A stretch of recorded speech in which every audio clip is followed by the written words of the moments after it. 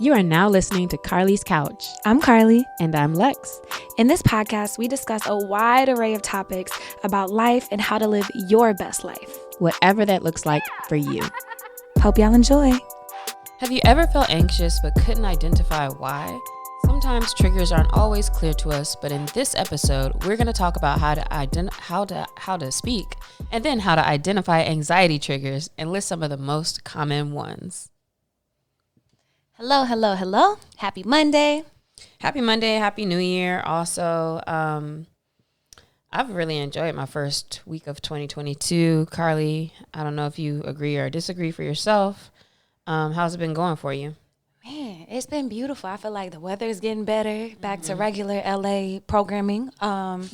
It's just been lovely, like very flowy and easy. I was going to ask, what made the first week of 2022 good for you?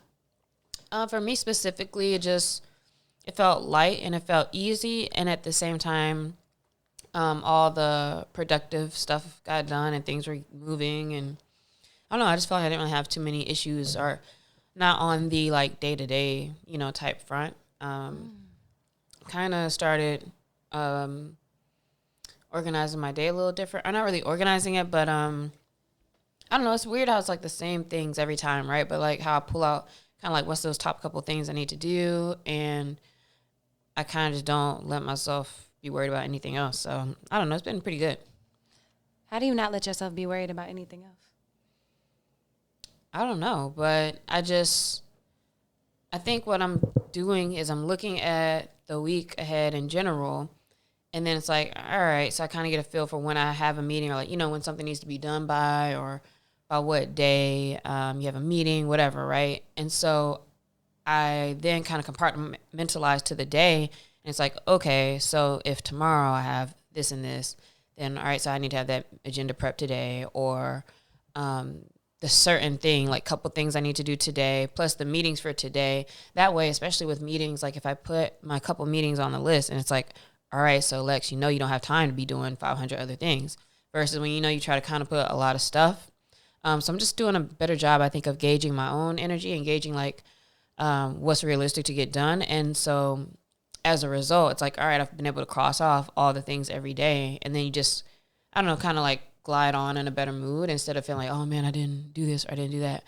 And there's only been a couple times where I like would let it slide to the next day, but I think that was like Friday. So I was like, all right, I'll just work on that over the weekend, which I haven't, but I probably will work on that for this week. Nice. I think that all of those things are kind of right in line with what we're talking about. But before we jump into triggers for anxiety, we have a call to action to everybody listening. Y'all hit us up. Let us know some things you want to hear about. We have some amazing guests and programming coming up for, in a couple episodes. Programming. I don't know what I'm talking about. It's the PBS donation drive. Dun, dun, dun, dun. But hit us up. You can hit us on Carly's Couch, on all the social medias. You can call us at 323-505-2030, 323-505-2030, like all those like hood commercials from back home. Yeah, basically just leave us a comment if there's any topics you can think of that you'd like to hear about. I was at dinner yesterday and I was talking to my friends and they asked about the podcast. And I was telling them that it was going great, but looking for like kind of some topics or just different things to branch out and speak about. Outside of certain things where I'm like, I think we want guests, right? So maybe there's some places or areas where you might have an idea for a guest to come on, or maybe there's like a topic that you would just want to hear more discussion about. And to be honest, like if you want to say something, or if you have like a, almost like a prompt to the show, like we can even start the show out reading a story, reading a question, it's kind of open. Like it doesn't have to be, exactly like, we're talking about this, answering these questions, and, end it out. So we're looking for, just some creative ideas and to make sure that it does connect with you as the listeners. Yeah, so hit us up so we can keep bringing you this heat.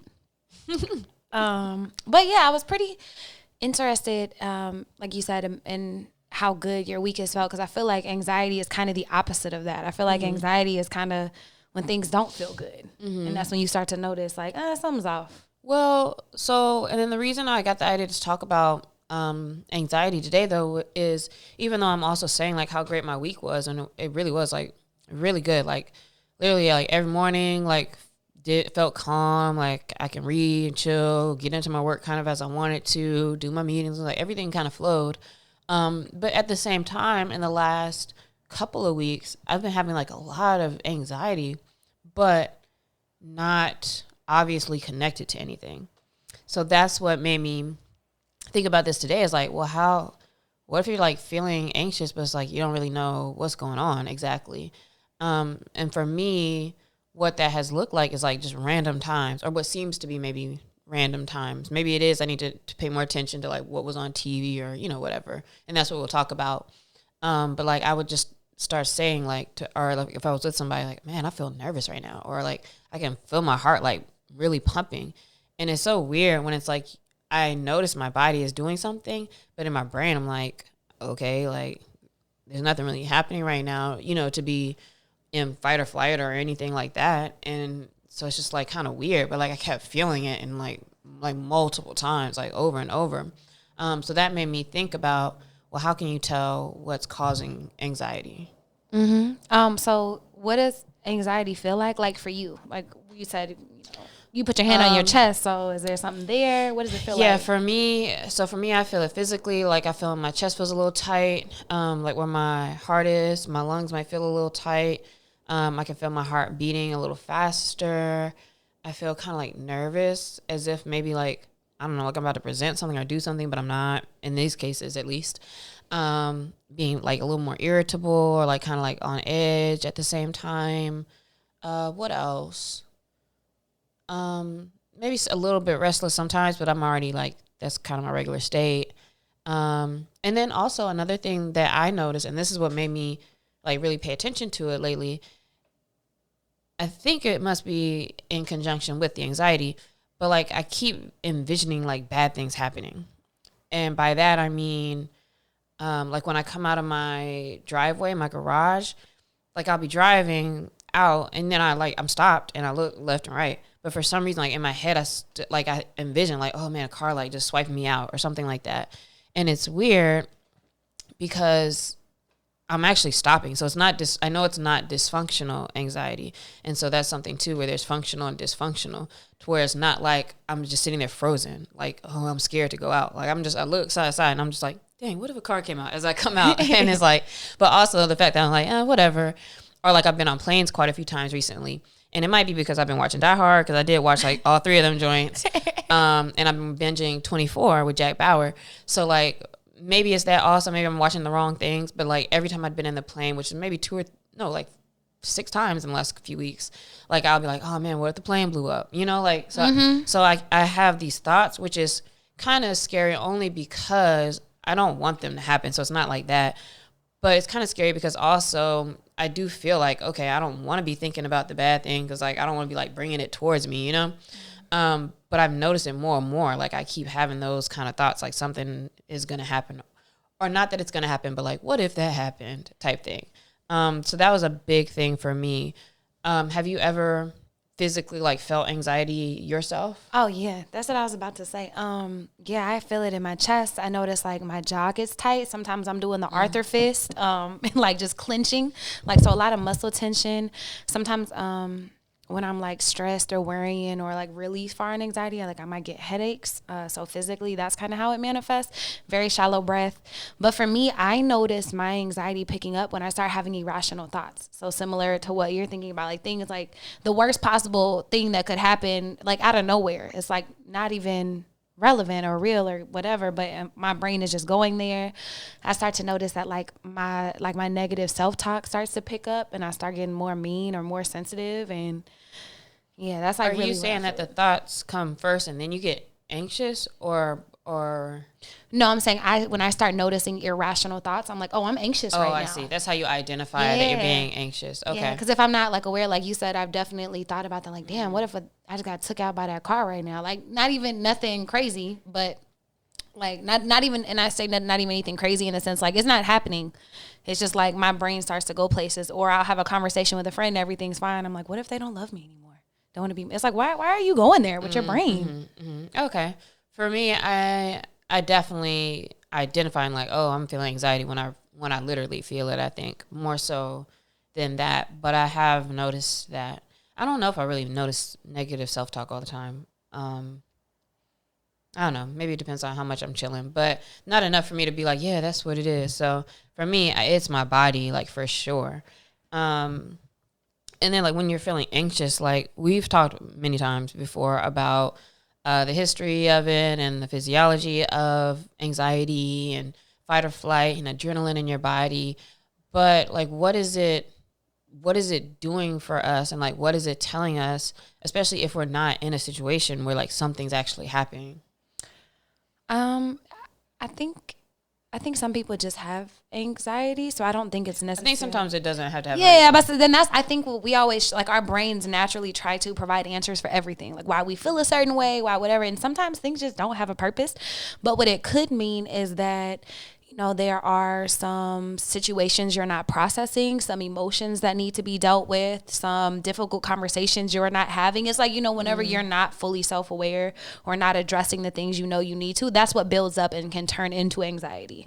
Like, outside of just having an anxiety disorder. So in that same vein, I feel like a lot of times I'll see stuff when I'm reading about anxiety that does tend to lean on the fact that it's like your things are being bottled up inside of you. And, like, that's the way your body's almost trying to tell you, like, hey, something needs attention, like an engine light or something like that in your car.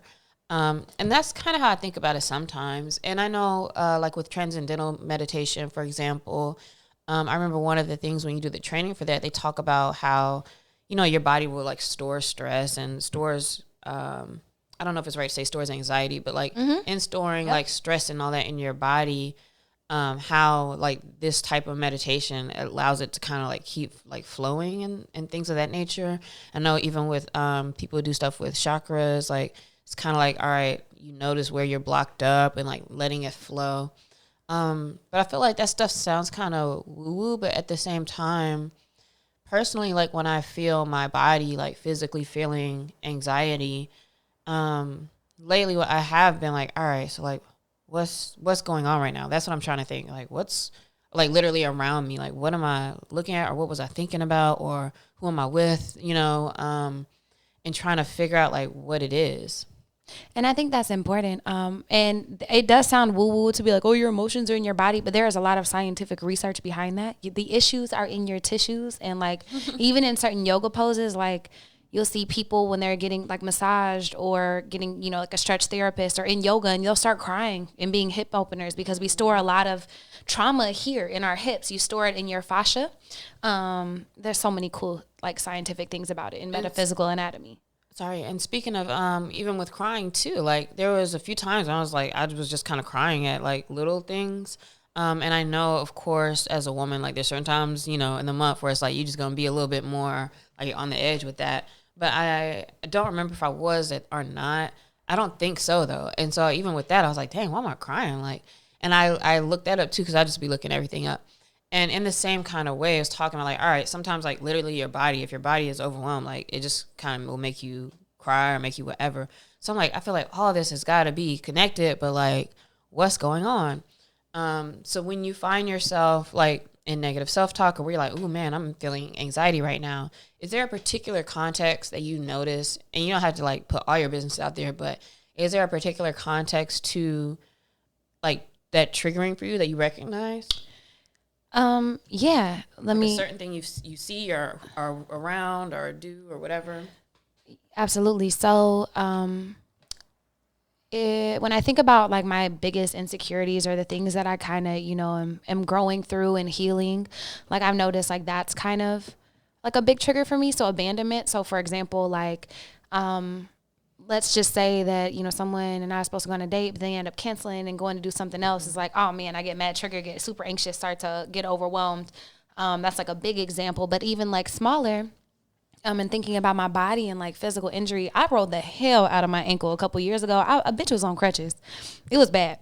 And so now I was running, like, around the holidays, and I rolled my ankle, and I automatically was like, fuck, I'm never gonna walk again. It's like, okay, Carly, come on, bro. It's like, bro, what's going on? Damn, now you never gonna walk again. But that's what I'm saying. So like little around, I think it's around previous wounds. You like go 0 to 100. Sometimes I do. And so when I think about the things that trigger me, it's like things that rub up against old wounds that I'm trying to heal or where I've been hurt in the past, which I think typically happens. But that's when I notice my anxiety the most. The other one is when I haven't done something that I either said I was going to do or I know I have done and I've been procrastinating. Like I'm just super overwhelmingly anxious. What about you? Like when thinking about that? Well, my legs fall asleep. Well, with one of the first examples you gave are talking about like old things kind of coming back up. A lot of that sounds like it's connected to like attachment styles and, you know, the things that we learned growing up. So probably like that same category around like attachment with people. And then I don't know. I'm not really sure like what the other ones really may be. But even with that, like I was trying to think about like what am I thinking? Like that's what I'm trying to identify. I was like, what am I thinking before this started happening? Or what was I watching? Or like, is there something that I missed, like a thought or like that started spiraling, but then I didn't notice it or didn't, you know, think about it as long as I should have or something like that. So that's kind of what I want us to think about. So as a listener, we're going to go through some different types of things that may be triggers. And you can think about which of those may be playing a part in anxiety in your life. And so even like with this, I'm going to kind of take these and try to pay more attention in the next few days and see if, all right, the next time like I start to feel anxiety, if I can identify what's going on.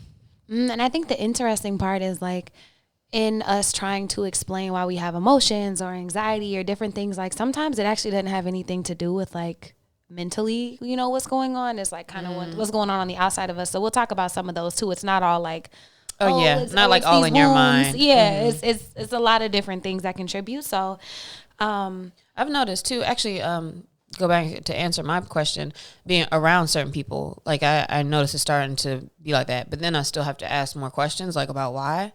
But I noticed that too. So that probably might stem from some of the attachment stuff, but it's interesting when you can tell like, oh, literally being in certain situations will cause your body to do that.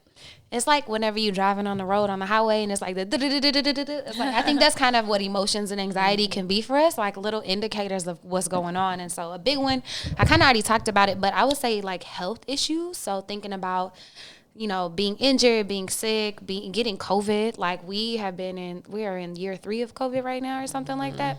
And so, you know, that in and of itself is a global pandemic. And so all of that energy can induce anxiety. And if you read any type of news or look at any type of social media and see all that stuff every day, it can cause that anxiety to well up in you. And then some people have like ongoing illness or, I don't know, maybe even health issues with like your own weight or body or whatever may fall into that as well, to where, you know, it really is like a stress to like think about, deal with, getting certain diagnoses, etc.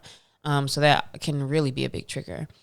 I would say another one, this one's more environmental, is like certain medications can trigger anxiety.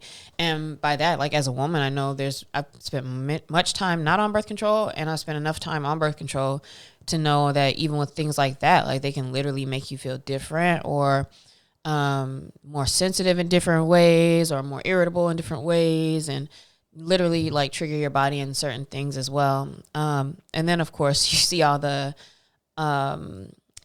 prescription commercials and the 500 things they say at the end of that them. It can cause. Right. So clearly I wouldn't be surprised if, you know, some of those could also, you know, bring anxiety within your body as well. So that's something to think about. Yeah, our body chemistry is so important. So from the medications we take to also the things we're putting into our bodies, caffeine. So going ham on caffeine or having caffeine on an empty stomach, like caffeine affects anxiety. They actually doctors recommend that people who have like a general anxiety disorder or like higher forms of anxiety, like lessen or like eradicate caffeine intake in their lives. Yeah, and for somebody like me, so I love having like my coffee in the morning.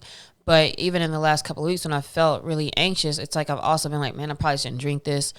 Because I don't think it so much like causes it, but it just doesn't really help in like the adrenaline moving in your body and like physically, like if you're trying to like relax or calm down. But I've still drank it. But like I just was like, oh man, I feel like I should do something else. But I just enjoy the routine of that. In the same vein, like if you skip meals or if your blood sugar gets too low, that can also affect anxiety in your body. Man, that's the biggest one for me. That's like a non-mental one that I Really? noticed. Oh my God. If I ever feel like, man, shout out to Stacey Ann. When we were in business school together, she would just look at me and be like, have you eaten? And I'm like, no. And I feel like my whole world is falling apart inside. I'm like worried about things. I'm really anxious. And she's like, let's get you some food. That's when I started noticing like, oh, there's a correlation to like my mental well-being and how I show up and me eating, which sounds kind of duh, especially me being a trainer, but it's like you don't really ever stop to think about it. And so now I make sure I have snacks on deck because I'm a very different person. Like those Snickers commercials, I'm a very different person. Right. There's some science to those. But that is interesting because, again, it's like whatever's going on with your body, then it like kind of does like start to affect your mind as well. It is all connected. It is. Negative thinking can also trigger anxiety. So you could maybe say a thing or start to think in a certain way, which leads to, and all this stuff is connected, but it can lead to, oh, I'm upset, or, oh, I skipped a meal, and, or, I just laid down for 10 hours, and, it all can kind of compound upon itself. So of course, negative thinking does play a big role in anxiety. Mm-hmm. And then also bread, finances, getting unexpected bills. Like if you ever looked at your account and it's like payment went through, you're like, whoa, what payment? Or get a bill you weren't expecting and you had already, spent that money on something else or in your head. It's like, I think almost anything unexpected can kind of throw you off your game sometimes. Mm-hmm. And this is probably due to attachment styles and maybe other things, but social events, as well as like being in public or having to speak in public, like the thoughts of those things, the thoughts of having to entertain or like, be social with multiple people, work a room, all of those things can be very triggering to anxiety as well. I imagine because that can also trigger thoughts about like yourself, your worth, your ability to like connect with other people, etc. But like like definitely feel that all the time. I don't think in like a crippling anxiety way, but like definitely like walk into place like, yeah, I'm ready to go. Like, or like, I don't really want to actually talk to anybody, or, it feels like it's like a job instead of like you're excited to go in and, be around people sometimes. Man, I've definitely felt that. And I think even more like after being on lockdown and not really seeing a lot of people, and then, the world kind of opening back up. And I've even noticed it even more like going back into spaces with people. Mm-hmm. A similar in social interactions and relationships, conflict is a big anxiety inducer. Some people want to avoid those conversations entirely. Some people will, like we've talked about how like even just saying, like I don't want to go to brunch or whatever can bring up so much anxiety and overthinking. So anytime, you're possibly in conflict, like maybe even just in your head, like that definitely can bring up anxiety. Mm-hmm. And with conflict, I feel like that's so broad, but like, I think even right now, and I'm still trying to like work out my own stuff too, is that when I'm feeling anxiety, if there is something going on like with my partner or with a family member, things like that, it's like, okay, but also like, what about that? Like I'm not always like on 100 or feeling like anxious necessarily about that. So like, what's different? What's, still trying to figure out like what is making me feel anxious about that conflict. Because it may be that you're in conflict, but also, okay, maybe you've talked about it, or maybe you're not necessarily running from it, but there's still something affecting you about it. So still lots of stuff to uncover with that. Stress is another obvious one that can connect to everything else on here. But of course, like the more stressed you're feeling, that can lead you to feel anxiety. That can come from work, from relationships, from everything as well. And again, like it seems weird because if I talk about feeling anxious and I'm asked, well, are you stressed? It's like, I don't know, like not really, but also I feel like I'm always have a little bit of stress, and we know that a little bit of stress is always good for you as well. Mm-hmm. Otherwise you're not moving really, you're not moving forward. So again, it's like, okay, cool. I feel a little bit of regular stress, but is that different than before? Not really. Another one, and probably one of the largest or one of the biggest fears of most people in the world, is still public speaking. So I feel like that's always anxiety inducing. But then reconnecting it back to something that I either read or my therapist, something I learned a long time ago, is like checking in with yourself if you're hungry, angry, lonely, or tired. So being tired and exhausted can also amp up anxiety. So checking in with yourself on all four of those. Mm-hmm. And then there's other like personal triggers too. So Carly kind of mentioned this a little bit, but there may be like something literal that had happened. Like I got electrocuted. So maybe, there's certain things that might, if I see it or think about it, might trigger me. Or people, for example, who've been in car accidents. Like, so when they're on the road, it is like a little different when they're thinking about things depending on what you've gone through. So there's lots of other personal triggers as well that may connect to something in your past, something in your story. That if you see something that reminds you of it or makes you think of it or feels like it's going to happen again, you're in the same familiar situation, that you start to get tense and you start to get anxious because your body feels like you're preparing for it to happen again. Mm-hmm. And so thinking about that list of other things we kind of talked about, like the mental ones, but also the environmental triggers, I think there are ways we can even further narrow that down. So thinking about those things on a very broad topic. So for example, conflict. And then thinking about, with whom do you have conflict? Because we have conflict with a bunch of different people, like, maybe someone at work, maybe someone at the post office, and then your partner. But maybe you only get anxious whenever it's, people you don't really know. Or maybe you only get anxious when it's your partner, and thinking about, why that could be. Mm-hmm. Yeah. So if you identify somebody that you're having conflict with, what else can we maybe ask ourselves? Or is it kind of like maybe uncovering like, all right, what, I think it's maybe like thinking about yourself, like what haven't I said or like what haven't I expressed maybe? Because maybe sometimes the anxiety is like, you're not honoring yourself. You're not listening to yourself. So like, what is there that maybe has not been put out there? But I think that can be difficult to figure out as well.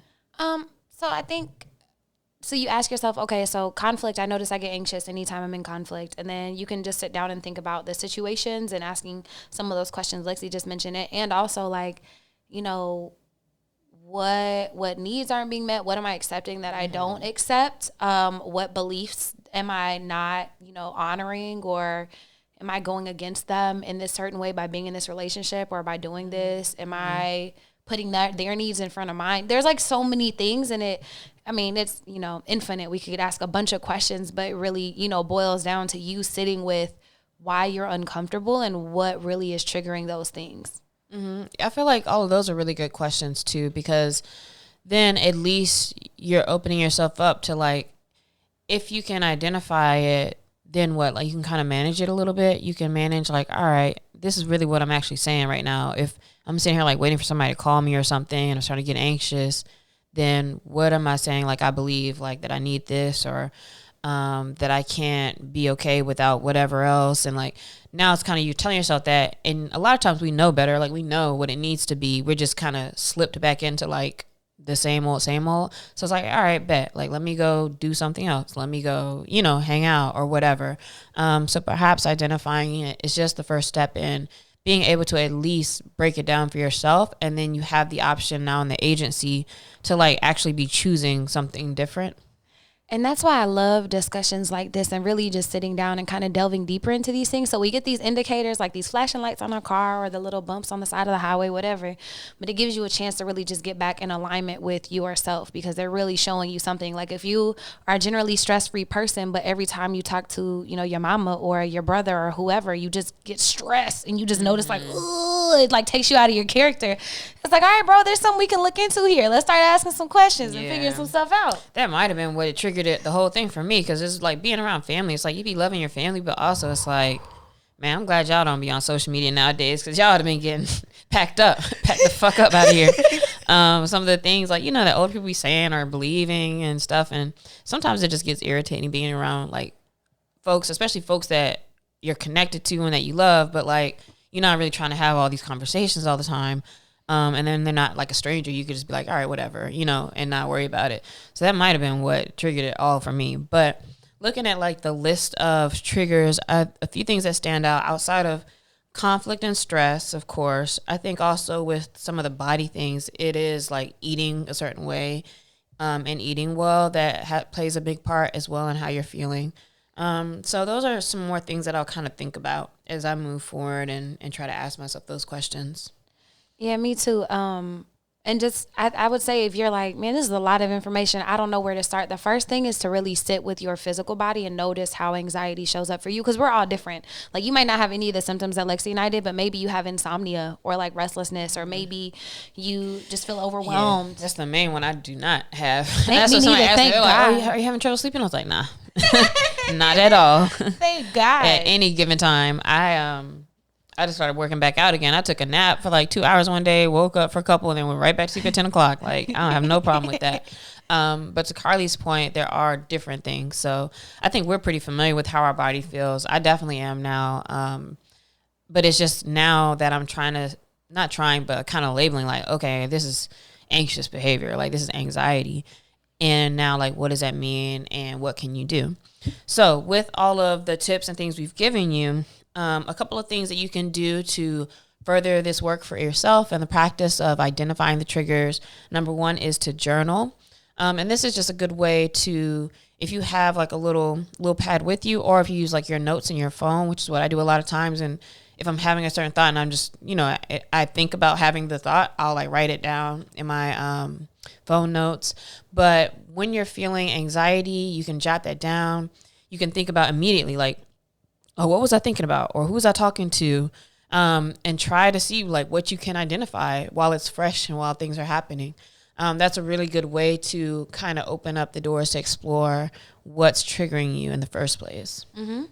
Another one is to talk to a professional to help you work through these things. A lot of times we just don't have the tools. It's not that we're not smart enough or self-aware enough or whatever. We just are not trained to go through these things. And it's always great to have someone on the outside kind of like helping ask questions to get you to where you want to be with yourself. And so finding, some way to talk to somebody who can help you if you feel like you're really struggling with it. Yeah, I think one of the best things about working with a therapist is like they really do ask you questions that you might not have thought to connect to this immediately. So like, you always end up back to talking about your childhood or your family, and then you're thinking about things and what word am I trying to say? Uncovering things that, right. I was like, not undercover. You're uncovering, things that you hadn't really thought about before, or you maybe hadn't processed back then, but now you can start to connect a pattern or start to see, oh, like these same things are happening, or you're still kind of in that mode when you're in anxiety. Maybe I'm going back to being like an 8-year-old or whatever it is, right? But it's just interesting with another person being able to kind of navigate you through your own kind of thoughts and your own ideas, and that way you kind of get to just see what comes out.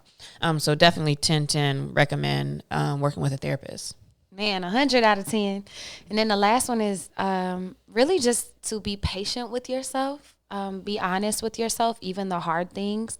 And because self-reflecting about anxiety or things and fears, traumas, like that can be really tough. And so just being kind to yourself, really being patient, taking that time, and also being honest enough to ask yourself the real questions, the hard questions, and to face yourself. Yeah, I think I'll take it back to that first thing where, like, when you're in it, just, like, write some thoughts in your notes down. Because what's interesting also is sometimes you can go back to that later on and be like, oh, damn, like, I was off. Or, like, you can see where, oh, this is actually coming from a negative lens. Or you can see just kind of different perspectives from when you're in it. And then, like, another time when you may feel a little bit more clear or not as anxious and looking at it a different way. So I think for sure, just get the thoughts down, get your ideas down, and just kind of track with them. And that also helps you identify patterns. So you'll be like, oh man, anytime my palms start sweating and my heart feels like it's beating out of my chest, I'm anxious. Or, anytime I talk to this person or I talk about this, or maybe anytime I go to work, I start to get anxious, or whatever it is, you start to notice patterns and you can heal from there. And then I saw this really cool tip actually on TikTok, but then a second source and third source researched it, and that's good. Because we be researching everything. But if you're ever having, like, you feel like you're about to have like an overwhelming sense of anxiety or panic, and like you really just need to get out of it because it starts to feel like it's overwhelming, I saw that if you have like a sour candy, like a Warhead or some type of thing, and you put it in your mouth, it'll take you out of it because it brings your brain back into the present moment. Your brain, something about it scientifically, a couple doctors and therapists, I read it up, said that your brain really can't process all that anxiety and do that and like process the sourness of the candy. It's kind of like a shock to your system. And then lately I've been doing Man, I just thought about this. Lately, I've been doing cold showers. So in the morning, I'll shower, but then the last, 1 to 2 minutes, I'm building it up, will be cold because that's kind of like a shock to your body. That's like a good stress to your body and helps you be present, but also like brings down your anxiety for the day. Like you have lasting serotonin and dopamine effects from it. So just thinking about those two things too. And you can also fourth source research that, but carry that around and maybe carry like a piece of candy around, but maybe also try some cold showers. Cold showers are really good for keeping you young. It's a really, really good stress for you. I just never been able to bring myself to do it. So, but that's a good practice. So with those last couple of things that you said, that's kind of where I'm at now too, where it's like, all right, I know when I'm feeling anxiety now and I'm noticing that I'm feeling it more often and like what seems to be kind of randomly, or not like directly connected to anything. So now I'm trying to figure out like, all right, when I feel like that, what do I do? Because I've tried like breathing, or I just kind of lay down for a minute, and sometimes it really just, I don't know, it's like at some point it kind of runs its course. But just been trying to think of like what things I can do. So I'll have to look more into that. If you have any practices when you're feeling anxiety, that you have any ideas that I can try, please feel free to leave them in the comments. Yeah, and let us know. And then if you have any shout outs, if y'all are doing dope things, which we know you are, hit us up so we can actually shout y'all out. Like get y'all some business, get y'all some flowers and some big ups for all the amazing stuff you're doing. Yes, please do. And then our question of the week Dun, dun, dun, dun. is, Carly Carpio, if you could be any TV show character, who would you choose to be? Oh man.